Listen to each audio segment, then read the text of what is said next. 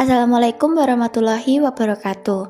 Kami dari kelompok 12 akan memaparkan materi mengenai rancang asesmen literasi dan penerapan di pembelajaran. Perkenalkan, saya Aula Nikmatul Farah sebagai pemateri kedua dan teman saya Nesatri Andini sebagai pemateri pertama. Baik, tanpa berlama-lama lagi, langsung saja kita masuk ke pemaparan materi. Rancang asesmen literasi.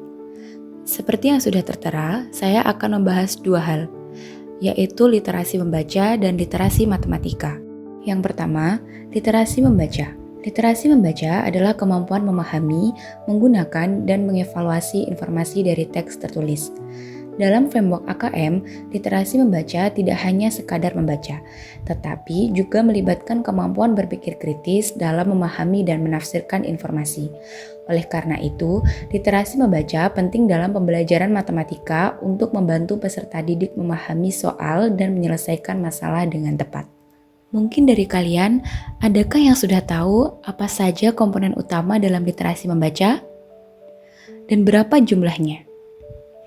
Iya benar, ada 3, konten, konteks, dan proses kognitif.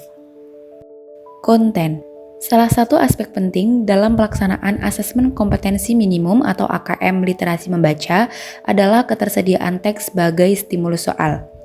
Teks yang digunakan sebaiknya bersifat edukatif, menarik, kontekstual, dan sesuai dengan pengalaman peserta didik.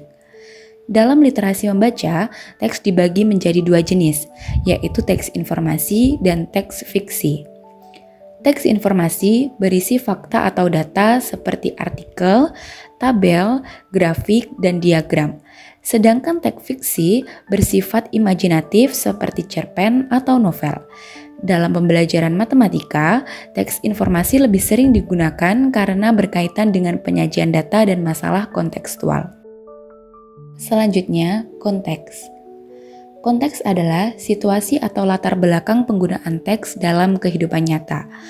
Konteks dalam AKM terdiri dari 3 jenis, yaitu konteks personal yang berkaitan dengan kehidupan sehari-hari, sosial budaya yang berkaitan dengan masyarakat dan lingkungan sosial, dan yang terakhir ada saintifik yang berkaitan dengan ilmu pengetahuan dan fenomena alam.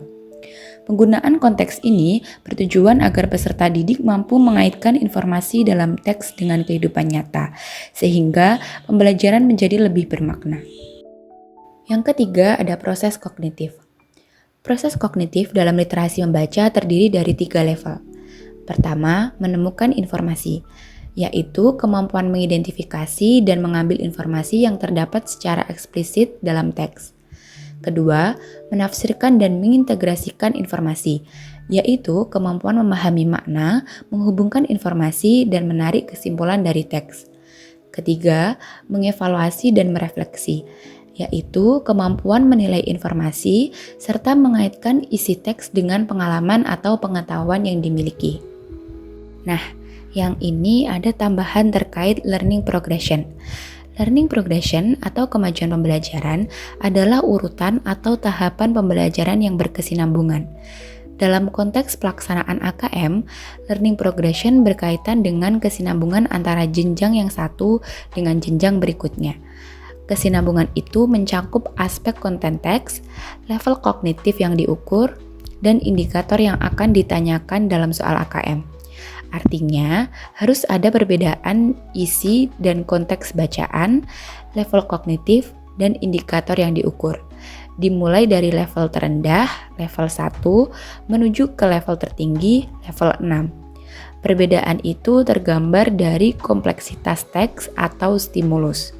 Di dalam learning progression, terlihat rincian kompetensi yang diharapkan dicapai oleh peserta didik pada setiap level atau jenjang, yaitu level 1 kelas 1-2, level 2 kelas 3-4, level 3 kelas 5-6, level 4 kelas 7-8, level 5 kelas 9-10, dan yang terakhir level 6 kelas 11-12.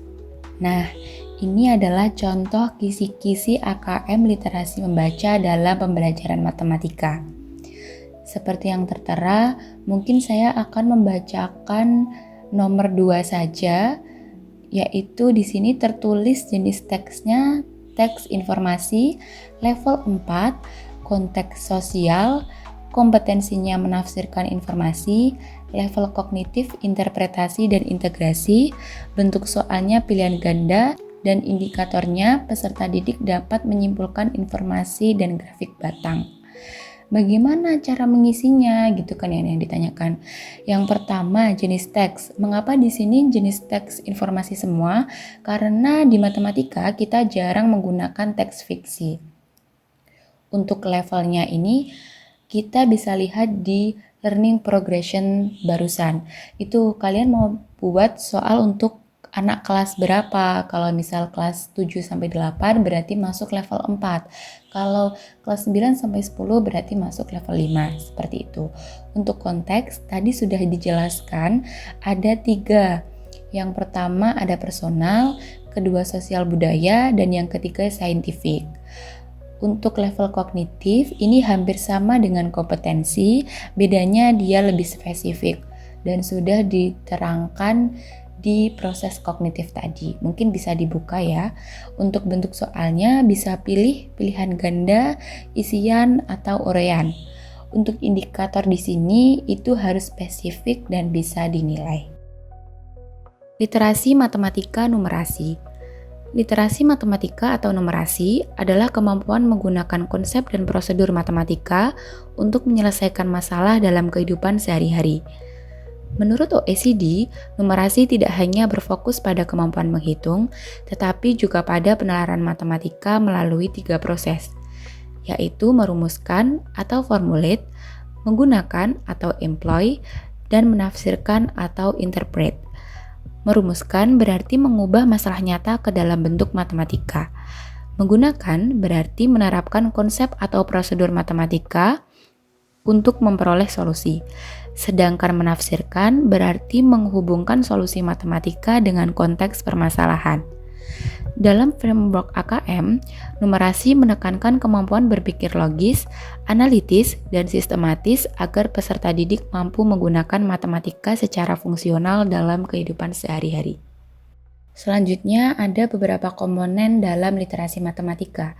Komponen utama di sini sama seperti komponen yang ada di literasi membaca, yaitu konten, konteks, dan proses kognitif. Konten dalam literasi matematika yaitu materi matematika yang digunakan dalam soal. Konten tersebut meliputi 1. Bilangan, 2. Aljabar, 3. Geometri dan pengukuran, serta yang keempat ada data dan ketidakpastian. Setiap konten memiliki karakteristik masing-masing dan digunakan sesuai dengan jenis permasalahan yang dihadapi. Konteks di literasi matematika kurang lebih sama dengan konteks yang ada di literasi membaca, yaitu personal, yang kedua sosial budaya, dan scientific. Konteks ini sangat penting karena soal numerasi harus dikaitkan dengan situasi nyata agar peserta didik dapat memahami manfaat matematika dalam kehidupan sehari-hari. Konteks personal merupakan konteks yang paling sering digunakan oleh guru dalam menyusun soal. Selanjutnya ada proses kognitif. Yang pertama ada knowing. Level knowing berkaitan dengan kemampuan memahami konsep dasar dan melakukan perhitungan sederhana. Pada level ini, peserta didik dinilai berdasarkan kemampuan memahami fakta, konsep, proses, dan prosedur dasar matematika. Kata kerja yang sering digunakan antara lain yaitu mengingat, mengidentifikasi, mengklasifikasikan, menghitung, memperoleh, dan mengukur. 2. Applying. Level applying berkaitan dengan kemampuan menerapkan konsep matematika dalam situasi nyata untuk menyelesaikan masalah.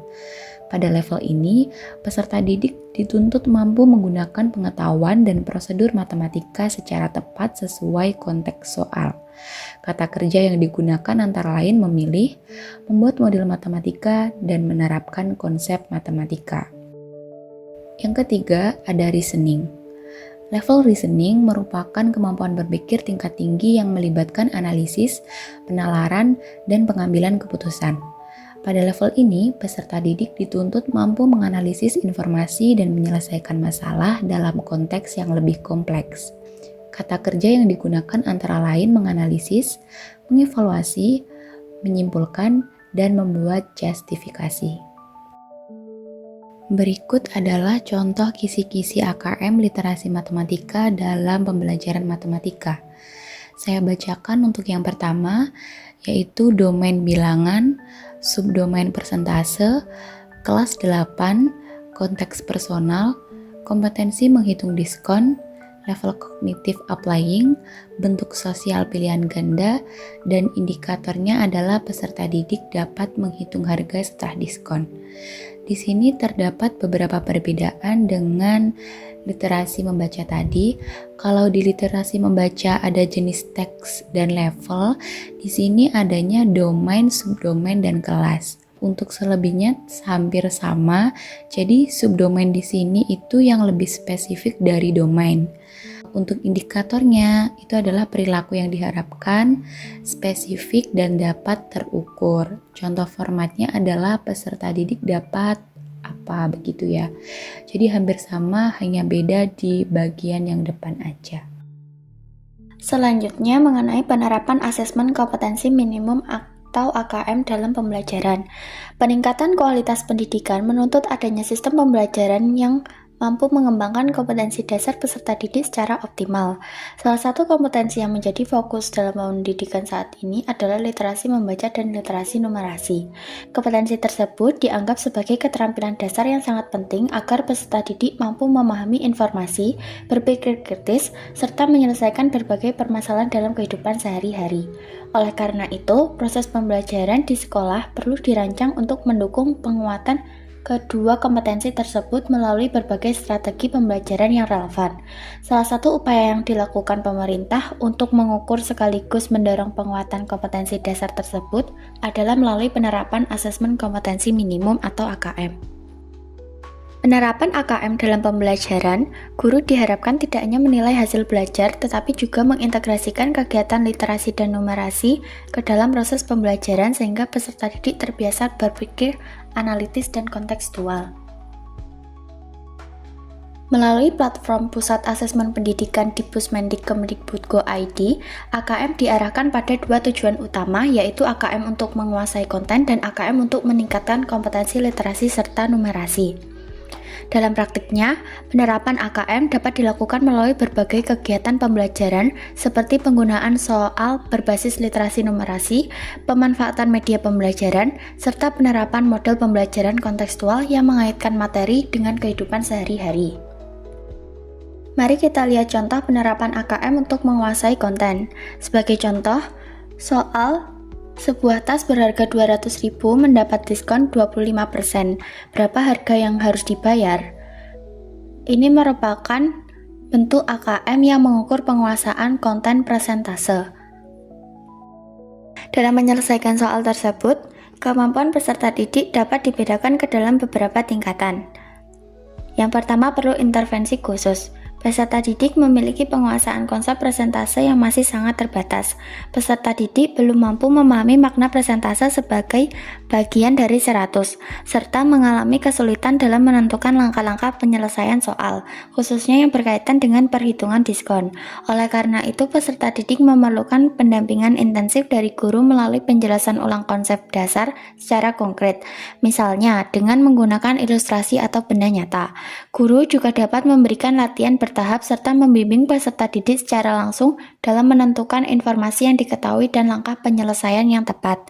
Pada tingkat kedua dasar, peserta didik mampu mengidentifikasi informasi yang diketahui dalam soal, seperti harga awal barang dan besar persentase diskon yang diberikan. Namun, peserta didik masih sering melakukan kesalahan dalam proses perhitungan, misalnya dalam mengubah persentase menjadi nilai nominal atau dalam operasi hitung. Pada tahap ini, guru perlu memberikan contoh penyelesaian soal secara sistematis dan menekankan langkah-langkah perhitungan yang benar. Diskusi kelas juga dapat dilakukan untuk membahas kesalahan umum sehingga peserta didik dapat memahami letak kekeliruannya. Yang ketiga, tingkat cakap. Peserta didik sudah mampu memahami konsep persentase dan menerapkannya dengan benar dalam perhitungan. Peserta didik dapat menentukan bahwa diskon sebesar 50.000 dari harga awal sehingga diperoleh harga akhir 150.000 secara tepat. Meskipun demikian, peserta didik masih perlu mengembangkan kemampuan bernalar, terutama dalam memeriksa kembali hasil perhitungan dan memastikan tidak terjadi kesalahan. Guru dapat memberikan tugas yang melibatkan variasi soal atau perbandingan hasil dengan teman sekelas untuk memperkuat pemahaman dan ketelitian. Dan yang terakhir, tingkat mahir. Peserta didik mampu menggunakan konsep presentase secara fleksibel dalam berbagai situasi serta menunjukkan kemampuan penalaran yang baik. Peserta didik tidak hanya dapat menyelesaikan perhitungan diskon dengan tepat, tetapi juga mampu menjelaskan proses penyelesaian secara runtut, logis, dan mudah dipahami. Selain itu, peserta didik dapat mengaitkan konsep dengan situasi kehidupan sehari-hari atau menyelesaikan soal yang lebih kompleks. Pada tahap ini, guru dapat memberikan tantangan berupa soal kontekstual yang lebih beragam atau meminta peserta didik untuk menjelaskan dan membandingkan berbagai strategi penyelesaian. Selanjutnya adalah AKM untuk meningkatkan kompetensi literasi dan numerasi. Misalnya pada soal diskon yang sama, siswa dapat diminta untuk menjelaskan bahwa diskon 25% berarti membayar 75% dari harga awal atau membandingkan bentuk diskon lain yang lebih menguntungkan. Berdasarkan kemampuan peserta didik dapat dibedakan ke dalam beberapa tingkatan. Yang pertama, perlu intervensi khusus. Peserta didik belum mampu mengaitkan konsep matematika dengan situasi nyata dan mengalami kesulitan dalam memahami makna soal. Oleh karena itu, peserta didik perlu diberikan contoh soal yang sangat sederhana, lengkap dan kontekstual disertai penjelasan langkah demi langkah. Guru membimbing peserta didik dalam mengidentifikasi informasi penting serta menjelaskan arti dari setiap bagian soal. Misalnya, apa yang dimaksud dengan diskon atau harga awal, sehingga peserta didik dapat memahami permasalahan secara bertahap. Yang kedua, dasar. Peserta didik mulai mampu memahami konteks soal dan mengidentifikasi informasi yang diketahui, seperti harga awal dan besar diskon. Namun, peserta didik masih kesulitan dalam memberikan penjelasan yang tepat atau mengaitkan konsep dengan situasi yang dihadapi. Pada tahap ini, guru dapat memberikan latihan dengan variasi soal serupa, serta membimbing peserta didik untuk menjelaskan kembali proses yang dilakukan, sehingga pemahaman konsep menjadi lebih kuat dan tidak hanya bersifat prosedural. Yang ketiga, cakap. Peserta didik sudah mampu menyelesaikan masalah dengan benar serta memberikan penjelasan sederhana mengenai hasil yang diperoleh. Peserta didik mulai dapat mengaitkan hasil perhitungan dengan konteks soal, meskipun penjelasan yang diberikan masih terbatas. Oleh karena itu, peserta didik dapat diberikan soal dengan variasi kondisi yang berbeda dan diminta untuk menjelaskan alasan dari jawabannya, sehingga kemampuan bernalar dan komunikasi matematisnya semakin berkembang. Dan yang terakhir, mahir. Peserta didik mampu menganalisis berbagai kemungkinan penyelesaian, memberikan alasan yang logis dan sistematis, serta menerapkan konsep matematika dalam situasi yang lebih kompleks. Peserta didik tidak hanya mampu menyelesaikan perhitungan dengan tepat, tetapi juga dapat menjelaskan makna dari hasil yang diperoleh. Dalam konteks soal diskon, peserta didik dapat menjelaskan bahwa diskon 25% berarti membayar 75% dari harga awal, serta membandingkan dengan bentuk diskon lain untuk menentukan mana yang lebih menguntungkan. Selain itu, peserta didik mampu mengambil keputusan berdasarkan analisis yang dilakukan, mengaitkan konsep dengan situasi sehari-hari, serta mengkomunikasikan hasil pemikirannya secara runtut dan jelas. Sebagai kesimpulan, melalui penjelasan dan ilustrasi yang diberikan, diharapkan guru serta pemangku kepentingan pendidikan dapat memperoleh pemahaman yang lebih komprehensif mengenai AKM. Informasi dari hasil AKM dapat dimanfaatkan guru untuk merancang strategi pembelajaran yang lebih efektif sesuai dengan prinsip teaching at the right level, sehingga pembelajaran dapat disesuaikan dengan kebutuhan dan tingkat kemampuan peserta didik. Sekian materi yang dapat kelompok kami sampaikan. Terima kasih atas perhatiannya. Apabila ada kurang lebihnya kami mohon maaf. Wassalamualaikum warahmatullahi wabarakatuh.